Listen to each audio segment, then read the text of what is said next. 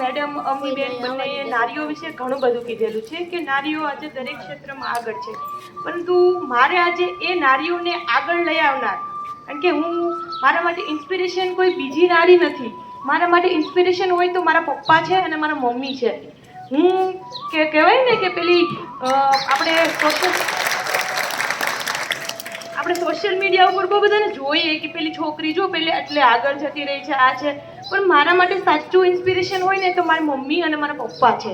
હું આજે અહીંયા જે પણ કંઈ છું તે મારા મમ્મી કરતાં મારા પપ્પાનું બહુ વધારે મહત્ત્વ છે. કે સ્ત્રીઓ તો હંમેશા આગળ વધે છે, પરંતુ સ્ત્રીને આગળ વધારવા મોટામાં મોટો ફાળો હોય ને તો એક પુરુષનો છે, કે જે પુરુષ સ્ત્રીઓને આગળ વધારવામાં ખૂબ સહાય કરે છે. માની લો કે કેટલી ચમક આવી બધાના ફેસ ઉપર. તમે જરાય મૂરજાવ ને, તમારો બહુ મોટો હાથ છે આ નારી દિવસની ઉજવણી માટે. કારણ કે જો સ્ત્રીઓને આગળ વધારનાર પુરુષ જ જો એને ઘરમાં બાંધી રાખશે તો કેવી રીતે આગળ વધશે?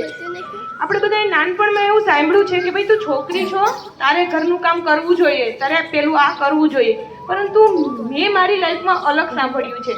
મને જ્યારે કોઈ વાત કરતા મારા પપ્પા એવું બોલતા કે નહીં, મારી દીકરી અત્યારે કામ નહીં કરે, કારણ કે એને થોડા વર્ષ પછી સાસરે જવું ત્યારે તો એને કામ કરવું જ પડશે. અત્યારે મારી દીકરી એની જિંદગી જીવશે. ખબર પડે છે એની પાછળનો મતલબ? એની પાછળનો મતલબ એ હતો કે એની દીકરી અત્યારે ગ્રોથ કરે, કારણ કે એની દીકરીને એને બીજી જગ્યાએ મોકલવી છે.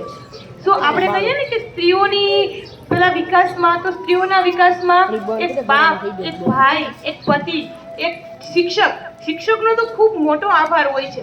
અત્યારે જે હું આ ગવર્મેન્ટ જોબમાં સિલેક્ટ થઈ છે ને, તો આની પાછળ એક મારા શિક્ષક છે મયુરભાઈ ધોળકિયા કરીને છે, જેનો ખૂબ જ મોટો આભાર છે કે જે હું આજે આ પોસ્ટ ઉપર છું. કારણ કે કોઈ પણ વસ્તુ હોય, મારામાં જે કાબિલિયત છે એઝ અ એકાઉન્ટન્ટ તરીકે, એઝ અ ઓફિસર તરીકે મારામાં જે ક્વોલિટી છે એ જોનાર હોય ને તો એ મારા શિક્ષક છે.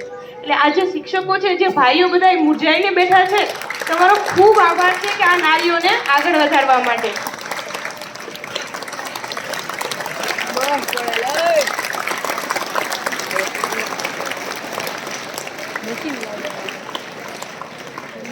આજે આપ સૌએ મને અહીં બોલાવી, આપનો એ માટે આપ સૌનો ખૂબ ખૂબ આભાર. Thank you.